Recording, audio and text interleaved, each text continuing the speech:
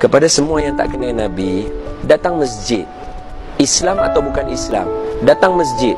Orang Islam di masjid nak bukti kepada semua orang, kami tak ada orang jaga pintu masjid sampai orang boleh masuk dengan senapang tembak kami masa kami tengah sembahyang. Ini bukan peristiwa baru berlaku di New Zealand, dia dah berlaku di banyak tempat.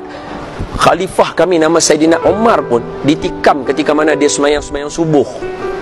Masjid kami terbuka luas pada semua orang.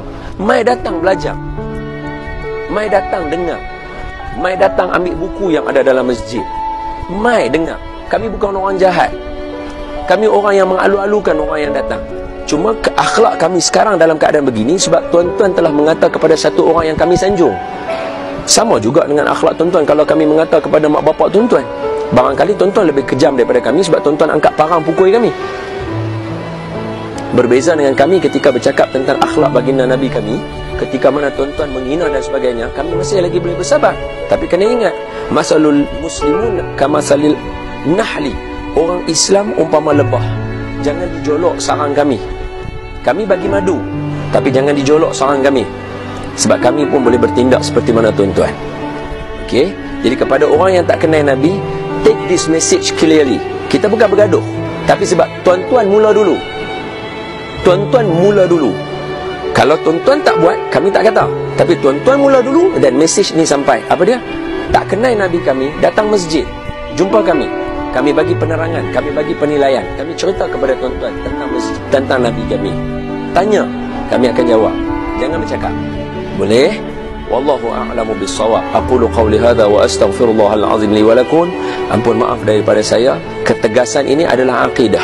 Bukannya ketegasan menunjukkan saya ni orang jahat. Siapa mula dulu? Okey? Wallahu a'lam. Kepada semua yang tak kenal Nabi, datang masjid, Islam atau bukan Islam, datang masjid. Orang Islam di masjid nak bukti kepada semua orang, kami tak ada orang jaga pintu masjid sampai orang boleh masuk dengan senapang tembak kami masa kami tengah sembahyang. Ini bukan peristiwa baru berlaku di New Zealand, dia dah berlaku di banyak tempat.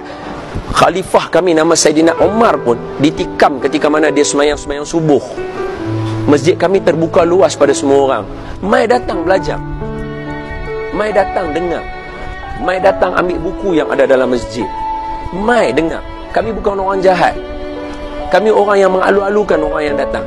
Cuma akhlak kami sekarang dalam keadaan begini sebab tuan-tuan telah mengata kepada satu orang yang kami sanjung. Sama juga dengan akhlak tuan-tuan kalau kami mengata kepada mak bapak tuan-tuan. Barangkali tuan-tuan lebih kejam daripada kami sebab tuan-tuan angkat parang pukul kami. Berbeza dengan kami ketika bercakap tentang akhlak baginda Nabi kami, ketika mana tuan-tuan menghina dan sebagainya, kami masih lagi boleh bersabar. Tapi kena ingat, masalul muslimun kamasalil nahli.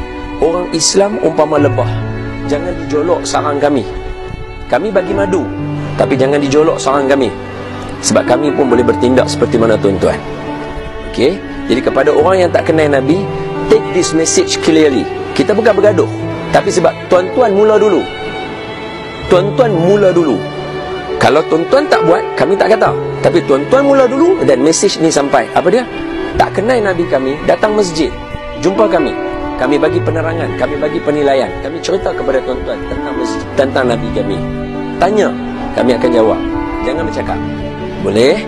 Wallahu a'lamu bis-shawab. Aqulu qawli hadha wa astaghfirullahal azim li wa lakum. Ampun maaf daripada saya. Ketegasan ini adalah akidah. Bukannya ketegasan menunjukkan saya ni orang jahat. Siapa mula dulu?